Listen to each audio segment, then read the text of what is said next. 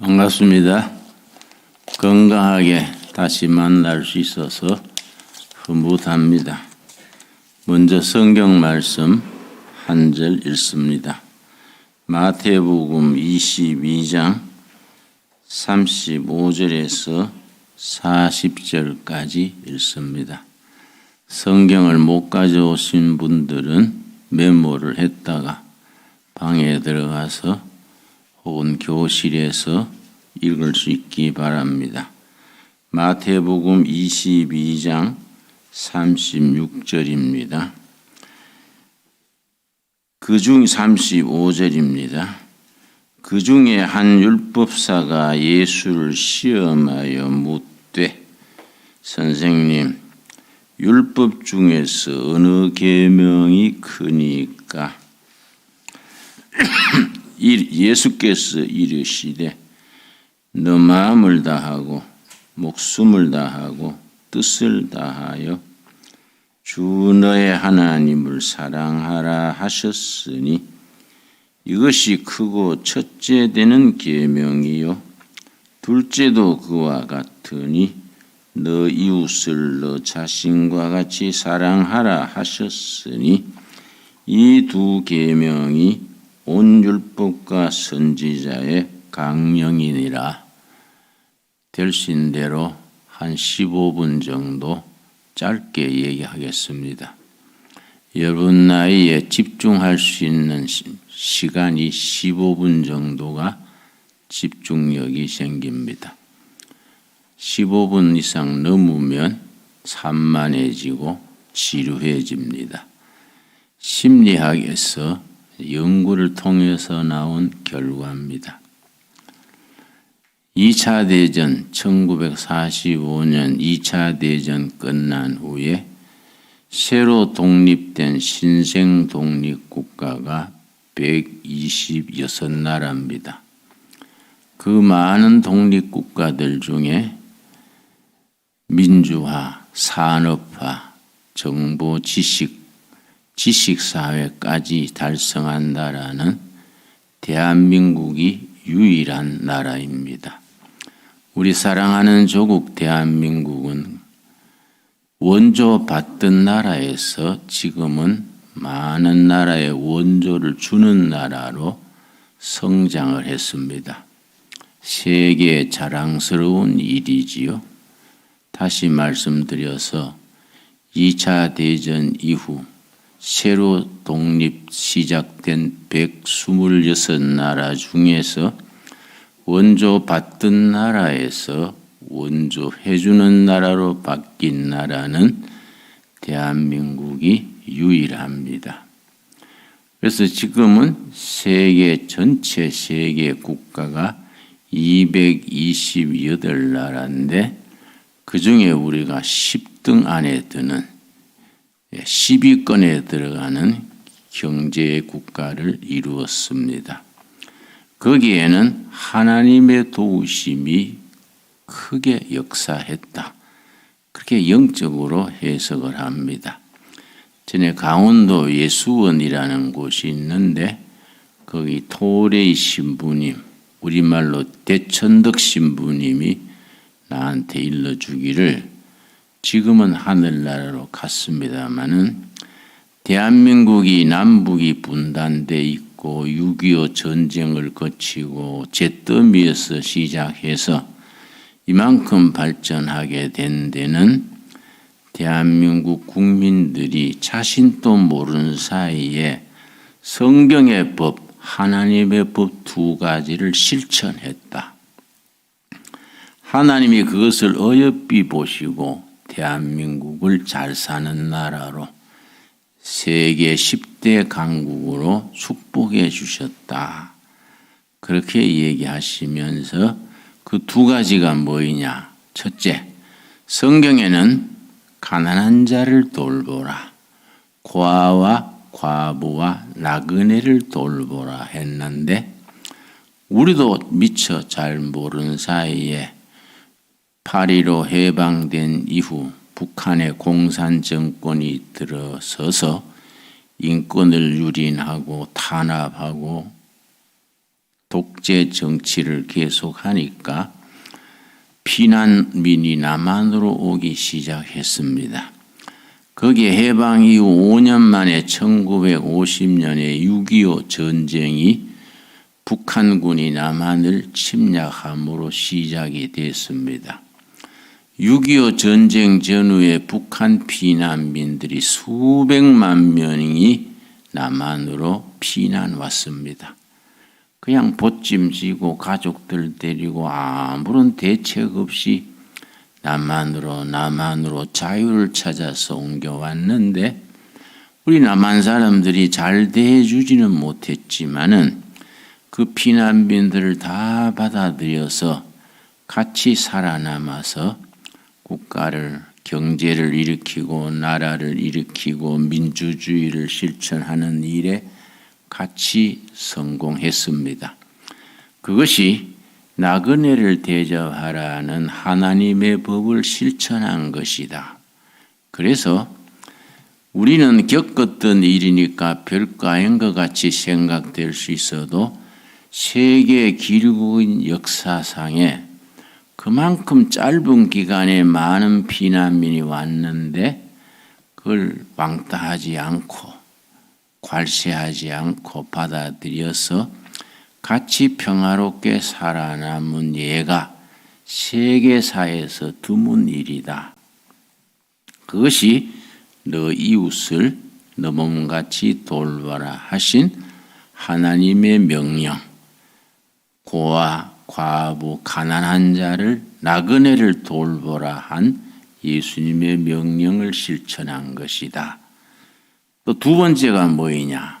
성경에는 토지는 다 하나님의 것인데 거기에 부쳐먹는 농민들은 하나님이 지주인 땅에 농사짓는 소작인입니다.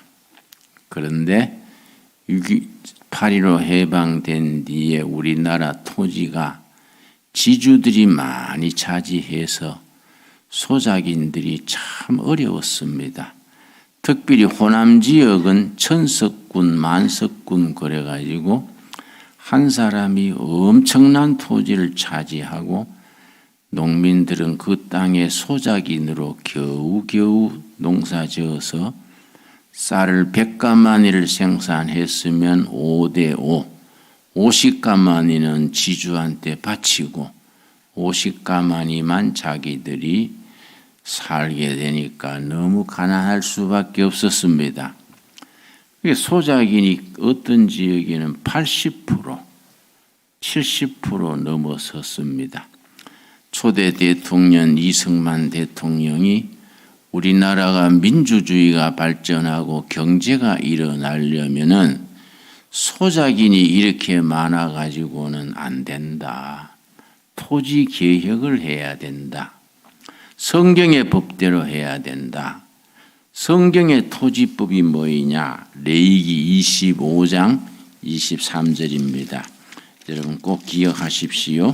레위기 25장 23절 24절에 성경의 토지법이 있습니다. 그 이승만 대통령이 장로님이었기 때문에 토지법을 성경적으로 농지 개혁을 해야 된다. 그래서 지주들의 땅을 소작인들한테 분배를 했습니다. 그 전에 2년 전에 북한 또 김일성 정권 또 농지 개혁을 했는데 그거는 성경적으로 하지 못하고 강제 몰수, 강제 분배, 무상 분배, 지주들의 땅을 김일성 정권이 강제로 압수해가지고 지주들을 쫓아내고 농민들에게 분배를 하는데 소유권을 주지 않고 경작권만 줬습니다. 성경의 농지법은 그렇지 않습니다. 지주는 하나님이고 소작인은 하나님의 땅을 붙이는 농민들인데 농민들에게 소작권뿐 아니라 경영권까지 다 맡긴 게 성경의 법입니다.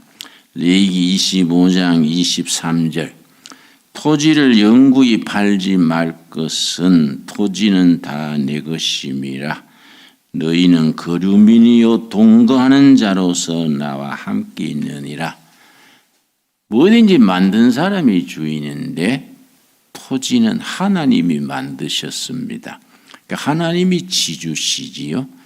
거기에 농사 짓는 사람들은 하나님이 지주인 땅에 살아가는 소작인들입니다. 하나님이 농민들에게 그 땅을 경작해서 자기 주인이 돼서 자손 대대로 땅을 물려줄 그런 권한을 주셨습니다. 그래서 6.25 전쟁 나기 1년 전부터 그때 농림부 장관이 조봉암 장관이랬습니다. 이승만 대통령이 조봉암 농림부 장관에게 특별 명령을 내려서 농지법을 개혁해라. 토지를 소작인들에게 다 지주들의 것을 돈을 주고 정부가 회수해서 그걸 유상회수라 그럽니다. 농민들에게 토지값을 받고 분배를 해라. 유상회수, 유상분배라 그럽니다. 그래서 정부가 지주들에게 땅값을 쳐주고 그걸 농민 소작인들에게 골고루 나눠주면서 땅값을 어떻게 물게 했느냐 하면은 5년간 농사를 지어서 그의 농사 지은 것 중에 얼마를 꼭 정부에 바쳐서 땅값을 받게 했습니다. 이게 우리나라에 얼마나 큰 좋은 열매를 맺었느냐 하면은 농지 개혁이 6.25 전쟁 나기 2달 전에 완성했습니다. 6.25 전쟁이 1950년 6월 25일 날 전쟁이 일어났는데 2달 전 4월 20일까지 1950년 4월 20일까지 농지 개혁을 해서 농민들이 전부 땅을 받았습니다. 그 2달 뒤에 김일성 군대가 내려오니까 자기 땅을 받은 농민들이 자기 땅을 지키기 위해서 목숨 걸고 전쟁터에서 싸웠습니다. 6.25 전쟁 나기 2달 전에 농지 계획을 완수하지 못했다면은 아마 유엔군이 오고 미군이 와서도 6.25 때 이기지 못했을 것이다. 그렇게 전문가들은 말합니다. 이 하나님의 법을 우리가 실천했다는 거지요. 토지는 여호와의 것이다. 그 땅을 부쳐먹는 농민들은 하나님이 주신 땅을 하나님이 주신 권한을 가지고 경작하는 거류민이다. 성경의 법을 우리가 이승만 대통령 시절에 6.25 전쟁 나기 2달 전에 농지 개혁을 실천했기 때문에 그것이 성경의 법을 우리가 실천한 것이다. 그래서 전 세계에서 농지를 성경적으로 개혁한 모범 사례가 대한민국입니다. 이걸 월남 비에트남에서는 그걸 실패했습니다. 비에트남 지주들은 캐톨릭 신자들이 지주고 베트남을 지배한 나라가 프랑스입니다. 프랑스가 캐톨릭 국가입니다. 거기에 프랑스에 줄 서서 이권을 챙겨서 캐톨릭 신자들이 지주고 그 땅에 부쳐먹는 소작이는 불교 신자랬습니다. 그래서 베트남 전쟁을 다른 각도에 보면은 캐톨릭 지주들과 불교 소작인들 사이의 전쟁입니다. 미군이 전쟁하다가 낮에는 점령해 놓으면 밤에 베트공이 다시 차지하고 해서 왜 그런가 조사를 해봤더니 지주와 소작인들의 싸움입니다. 그래서 미국 CIA 정보부에서 분석을 해서 월남전을 성공하려면 사우스 코리아, 한국처럼 해야 된다. 한국이 지주들의 땅을 회수해서 소작인한테 줬기 때문에 6.25 전쟁에 나라를 지킬 수 있었다. 베트남도 캐톨릭 신자들의 지주를, 땅을 불교 소작인들한테 다 분배해서 농촌에 그런 웜성이 없도록 해야 된다. 그렇게 권고했는데 베트남 지도자들과 지주들이 그걸 거부했어요. 그건 발로 빨갱이들이 하는 소리다. 베트콩의 주장이 그렇다. 우리 땅을 우리가 지켜야 된다.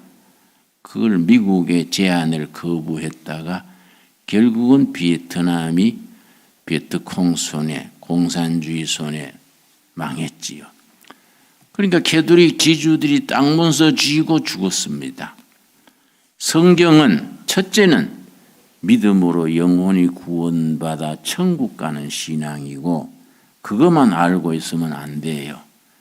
더하기 믿음으로 구원받아 천국 가는 신앙 더하기 바른 정치, 바른 교육, 바른 경제, 이웃사랑, 결의사랑 골고루 가르쳐주는 우리 교과서입니다. 여러분 우리 학교에 있는 동안에 성경 공부를 차근차근 깊게 해서 평생을 지켜나갈 수 있는 신앙의 기초를 닦을 수 있게 되기 바랍니다. 오늘 본문에 한 율법사가 예수님한테 어떤 율법이 최고의 율법입니까? 예수님께서 대답하시기를 두 가지다. 첫째는 마음을 다하고 뜻을 다하고 정성을 다해서 하나님을 사랑하라. 첫째. 둘째, 너 이웃을 너 몸같이 사랑하라. 이웃 사랑을 어떻게 하느냐? 자기가 자기를 사랑하는 기준으로 이웃을 사랑하라. 자기를 사랑하는 사람이 이웃 사랑할 수 있습니다. 어린 시절에 학대받거나 너무 고생하거나 사랑을 못 받으면은 자기 사랑을 못 합니다. 그걸 전문 용어로 콤플렉스 혹은 마음의 상처, 트라우마 그러고 성경에는 쓴뿌리 그래 쓴뿌리. 이걸 영적으로 해결해야 자기를 사랑하고 자기를 사랑하는 사람이 이웃 사랑을 할 수 있습니다. 그래서 예수님의 대답이 율법의 최고의 율법이 뭡니까? 두 가지다.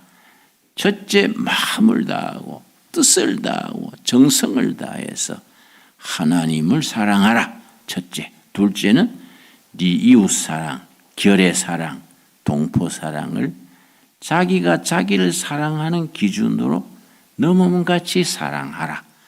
이 두 가지가 모든 율법의 완성이다.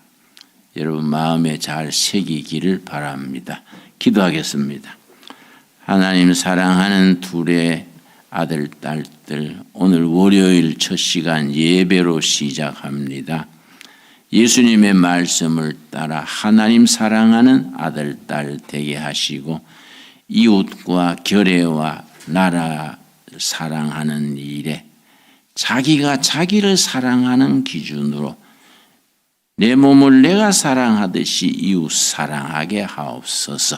그래서 둘의 학교를 졸업하는 모든 학생들이 사랑의 사람, 사랑으로 행복하게 살고 다른 사람에게 행복을 나누어 줄 수 있는 사람으로 자라게 하옵소서. 예수님 이름 받들어 기도드렸사옵나이다. 아멘.